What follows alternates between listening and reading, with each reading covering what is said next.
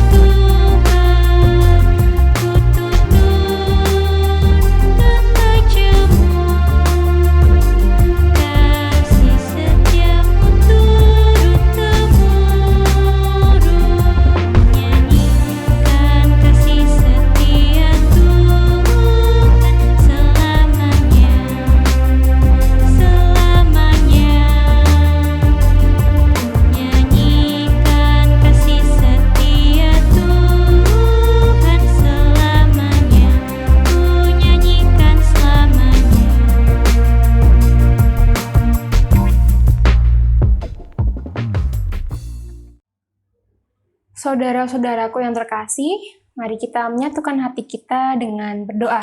Mari kita berdoa. Terima kasih Tuhan untuk kesehatan, kebahagiaan, rezeki, dan hari baru yang boleh kami terima pada hari ini. Terima kasih atas anugerah-Mu dalam kehidupan kami, sehingga kami pada hari ini dapat membangun ibadah bersama dengan keluarga kami di rumah kami masing-masing. Meskipun beberapa dari kami mengikuti ibadah dengan keadaan sakit maupun pergumulan, kiranya Tuhan melalui ibadah ini kami semakin dikuatkan sehingga iman kami dapat semakin tumbuh bersama-sama dengan keluarga kami. Tuhan, tiba waktunya bagi kami untuk membaca, mendengarkan, dan menggumuli firman-Mu. Kiranya Tuhan menuntun kami, Tuhan membimbing kami di dalam kami membaca, mendengarkan, serta merenungkan firman-Mu. Sehingga apa yang kami lakukan Tuhan, semuanya seturut dan sesuai dengan kehendak-Mu. Curahkan Roh Kudus-Mu dalam kami beribadah pada saat ini, sehingga dapat memampukan kami untuk berfokus, mendengarkan, dan fokus pada ibadah kami pada hari ini. Inilah doa kami Tuhan, kami serahkan jalannya ibadah kami ke dalam tangan kuasa-Mu. Hanya dalam nama Tuhan kami, Yesus Kristus, doa ini kami naikkan. Amin. Sebelum kita membaca Alkitab kita, mari kita pujikan pujian dari Kidung Jemaat nomor 53. Kita pujikan bait yang pertama dan yang kedua, Tuhan Allah telah berfirman.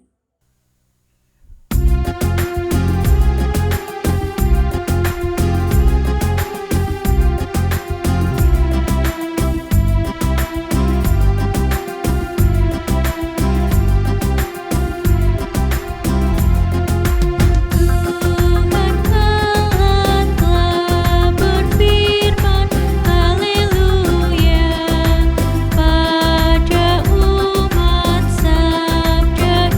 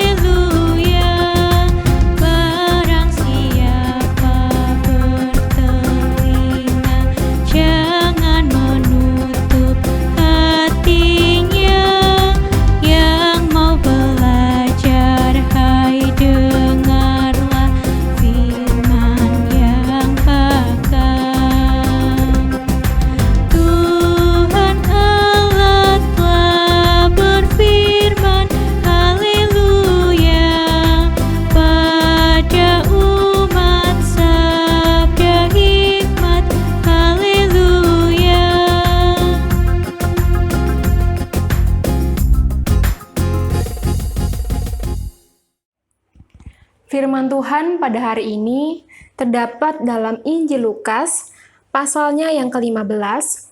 Kita baca ayat yang ke-11 sampai yang ke-32. Mari Bapak Ibu kita buka Alkitab kita dari Lukas 15, ayat yang ke-11 sampai ke-32. Mari kita baca bersama-sama. Yesus berkata lagi, "Ada seorang mempunyai 2 anak laki-laki. Kata yang bungsu kepada ayahnya, 'Bapa, berikanlah kepadaku bagian harta milik kita yang menjadi hakku.' Lalu ayahnya membagikan harta kekayaan itu di antara mereka. Beberapa hari kemudian, anak bungsu itu menjual seluruh bagiannya itu, lalu pergi ke negeri yang jauh. Di sana ia memboroskan harta miliknya itu dengan hidup berfoya-foya. Setelah menghabiskannya semuanya, timbullah bencana kelaparan di dalam negeri itu dan ia pun mulai melarat. Lalu ia pergi dan bekerja pada seorang majikan di negeri itu. Orang itu menyuruhnya ke ladang untuk menjaga babinya. Lalu ia ingin mengisi perutnya dengan ampas yang menjadi makanan babi itu. Tetapi tidak seorang pun yang memberikan kepadanya. Lalu ia menyadari keadaannya, katanya, 'Betapa banyaknya upahan Bapakku yang berlimpah-limpah makanannya. Tetapi aku di sini mati kelaparan. Aku akan bangkit dan pergi kepada Bapakku dan berkata kepadanya, Bapa, aku telah berdosa terhadap surga dan terhadap Bapa. Aku tidak layak lagi disebut anak Bapa. Jadikanlah aku sebagai seorang upahan Bapa.' Maka bangkitlah ia dan pergi kepada bapaknya. Ketika ia masih jauh, ayahnya telah melihatnya. Lalu tergeraklah hatinya oleh belas kasihan. Ayahnya itu berlari, mendapatkan dia lalu merangkul dan mencium dia. Kata anak itu kepadanya, 'Bapa, aku telah berdosa terhadap surga dan terhadap Bapa.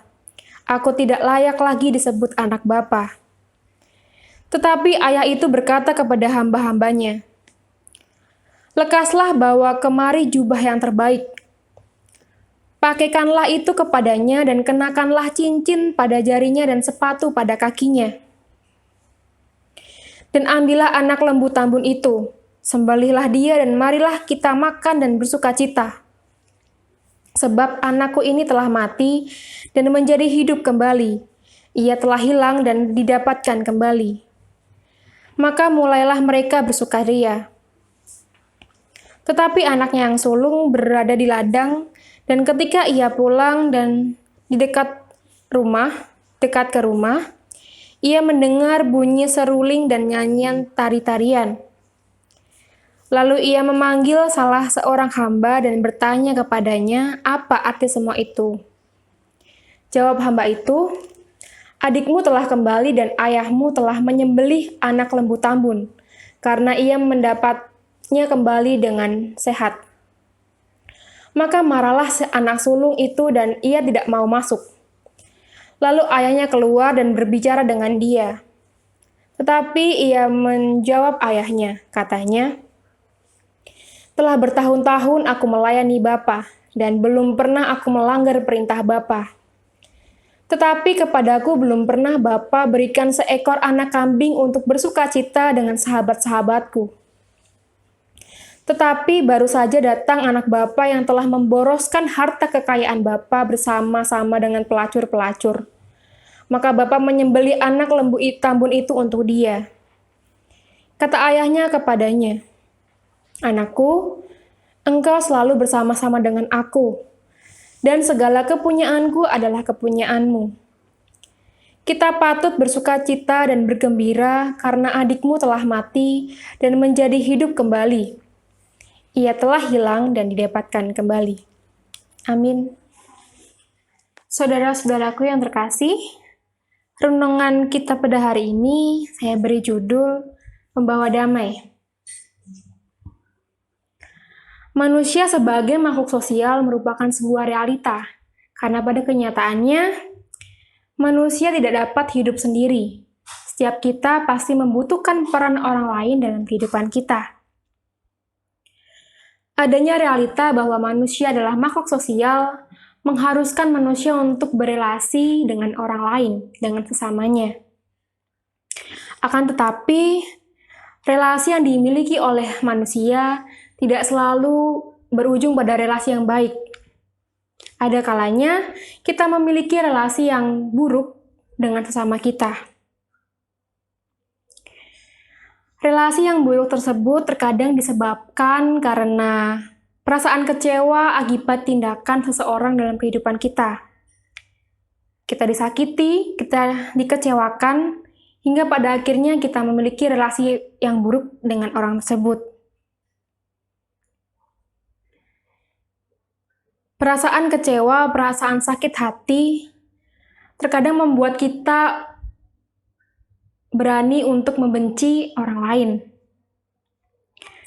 Perasaan benci tersebut mendorong kita untuk memiliki pemikiran bahwa orang yang telah berbuat salah kepada kita adalah orang yang tidak layak untuk diampuni, atau orang yang tidak layak menerima kedamaian dalam kehidupannya. Karena kita merasa bahwa orang tersebut telah melakukan kesalahan yang tidak pantas untuk dimaafkan. Lukas 15 ayat yang ke-11 sampai 32 berbicara tentang umat Kristen mula-mula yang melakukan cara hidup yang sama seperti orang Farisi. Mereka suka merendahkan orang lain yang dianggap tidak segolongan dengan mereka. Orang Farisi membagi orang berdasarkan dua golongan. Yang pertama adalah orang yang benar, yaitu orang yang taat pada hukum. Dan yang kedua adalah orang berdosa. Dan orang berdosa adalah orang yang tidak taat terhadap hukum. Dan orang Farisi berada pada posisi golongan orang yang benar.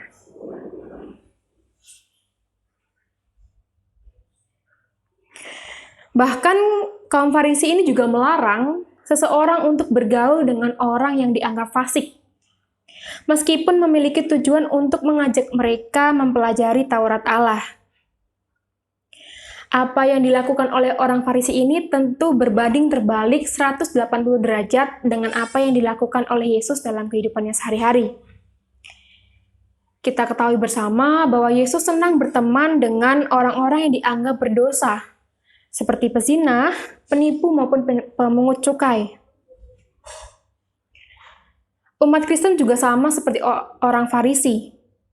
Mereka meragukan moral orang-orang yang ingin dibaptis, khususnya orang-orang yang dahulu memiliki tindakan yang dianggap tidak baik. Mereka merasa bahwa diri mereka lebih baik daripada orang yang baru menjadi Kristen yang akan dibaptiskan. Orang-orang seperti mereka ini biasa disebut sebagai orang Kristen garis keras. Melalui suratnya, Lukas ingin mengkritik orang Kristen garis keras ini. Lukas mengkritik mereka melalui beberapa perumpamaan. Salah satunya adalah perumpamaan tentang anak yang hilang. Dalam perumpamaan tentang anak yang hilang, kita dapat melihat bahwa cerita ini berlatar belakang keluarga Yahudi. Diceritakan ada seorang ayah yang memiliki dua anak laki-laki, si sulung dan si bungsu. Yang dilakukan si bungsu adalah meminta harta yang menjadi haknya. Dan apa yang dilakukan oleh si bungsu ini bukan merupakan sebuah kesalahan. Karena dalam adat Yahudi, seorang ayah dapat membagikan harta kepada anaknya dengan dua cara, yaitu melalui surat wasiat atau diserahkan ketika sang ayah masih hidup. Melalui perumpamaan ini kita juga diingatkan kembali bahwa hak kesulungan merupakan sebuah hak yang istimewa. Hak kesulungan adalah hak di mana anak tertua memperoleh 2/3 bagian dari segala kepunyaan ayahnya. Setelah mendapatkan hak warisnya, si bungsu ini pergi meninggalkan ayahnya, kemudian hidup berfoya-foya bersama dengan pelacur-pelacur. Akan tetapi tidak lama kemudian, si bungsu ini mulai kelaparan karena hartanya telah habis. Apa yang terjadi dalam kehidupan si bungsu ini membuat hidupnya berada dalam kesengsaraan akibat perbuatannya sendiri. Hingga pada akhirnya ia harus bekerja sebagai penjaga babi. Menjaga babi merupakan sebuah tindakan yang dianggap menurunkan derajat. Maka dari itu kita dapat melihat bahwa si bungsu ini mengalami dua kemerosotan. Yang pertama adalah kemerosotan secara ekonomi, dan kedua adalah kemerosotan secara sosial. Karena si bungsu ini semakin putus asa dengan keadaannya, sampai-sampai ia ingin mengisi perutnya yang lapar dengan ampas babi. Ampas merupakan makanan yang terbuat dari kulit kacang-kacangan. Dan jika ada seorang Yahudi yang memakan kulit kacang-kacangan tersebut, maka itu mengisyaratkan ia akan bertobat. Keinginan untuk memakan ampas merupakan wujud penyesalan yang ditunjukkan oleh sang anak karena ia sudah melalui ketidaknyamanan. Maka dari itu ia menyadari bahwa apa yang telah ia lakukan merupakan tindakan yang tidak benar. Maka dari itu ia menyesal. Keadaan putus asa yang menggerogoti kehidupan si bungsu membuatnya ingin pulang kembali ke tempat asalnya. Akan tetapi ia ingin pulang bukan supaya ia diakui sebagai anak, melainkan ia ingin pulang dan menjadi seorang upahan.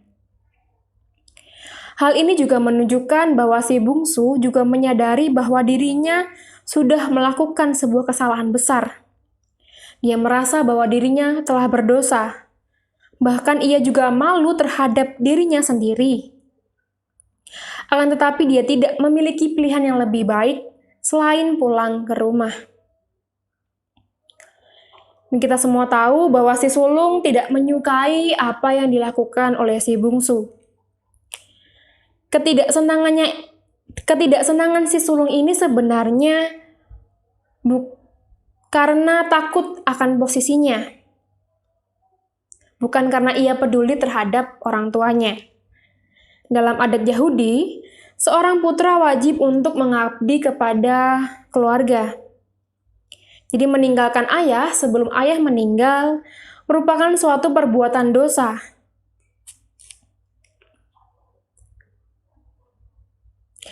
Jika si sulung merupakan anak yang baik, seharusnya ia marah ketika si bungsu meninggalkan ayahnya dengan harta yang dia miliki pada saat itu. Namun pada kenyataannya, si sulung tidak marah karena ayahnya diperlakukan seperti itu. Ia justru marah ketika si bungsu menjalani kehidupannya dengan berfoya-foya, lalu ia pulang setelah ia jatuh miskin. Jadi kehidupan foya-foya inilah yang dianggap si sulung sebagai dosa utama si bungsu. Dari sini kita dapat melihat bahwa kemarahan yang ditunjukkan oleh si sulung bukan karena ia peduli bahwa adiknya bertindak semena-mena terhadap ayahnya. Akan tetapi ia marah dan iri atas apa yang didapatkan oleh sang adik. Ia tidak suka bahwa seseorang yang sudah ia anggap berdosa mendapatkan pengampunan sehingga kembali mendapatkan kehidupan yang baik.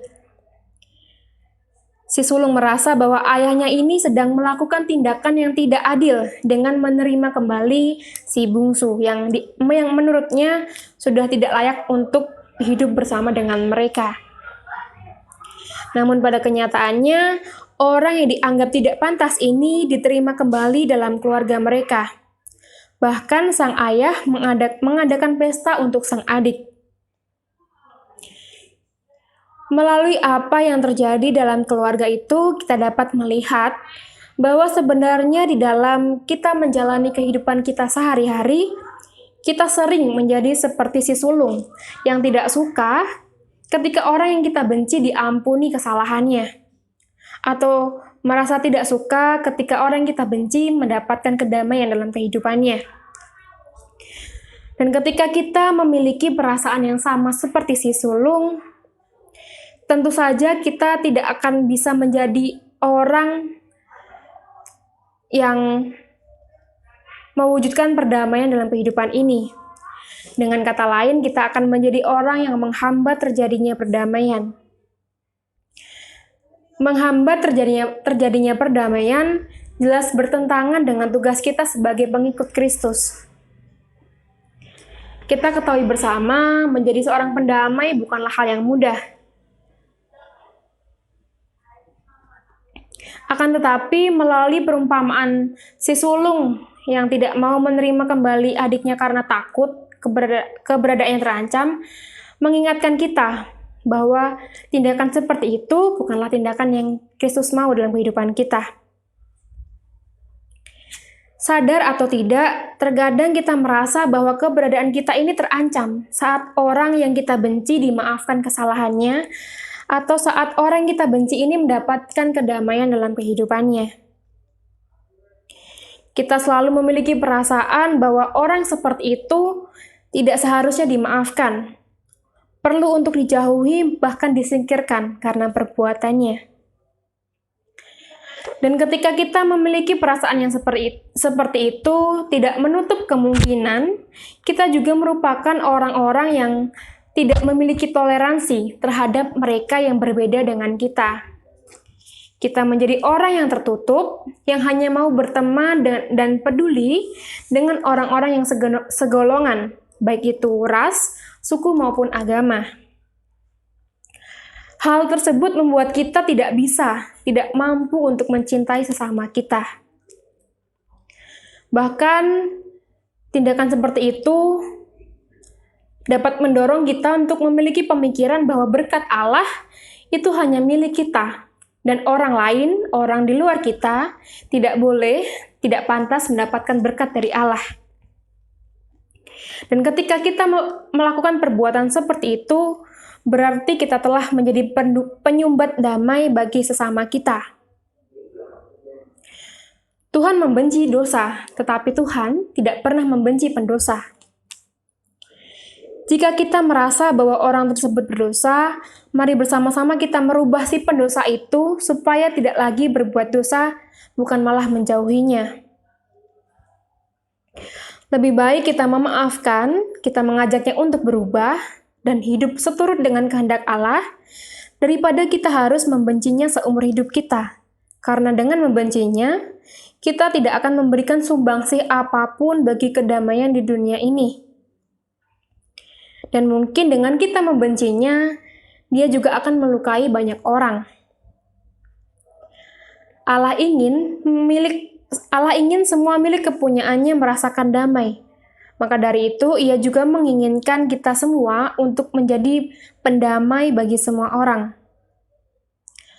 Allah telah berinisiatif untuk melakukan pendamaian bagi umatnya, dan kita juga sudah menerima damai tersebut. Ada dua pertanyaan yang dapat kita diskusikan bersama-sama. Yang pertama adalah, menurut saudara-saudara, apakah di zaman ini masih ada orang-orang yang suka merendahkan orang yang tidak segolongan dengan mereka, baik seagama, suku, maupun budaya? Lalu pertanyaan yang kedua, bagaimana sikap kita jika kita bertemu dengan orang-orang yang seperti itu? Selamat berdiskusi, Tuhan memberkati. Amin. Mari kita merespon renungan PA kita pada hari ini dengan memujikan pujian dari pelengkap Kidung Jemaat. Nomor 201 kita pujikan bait yang pertama saja. Sering kutanya pada diriku.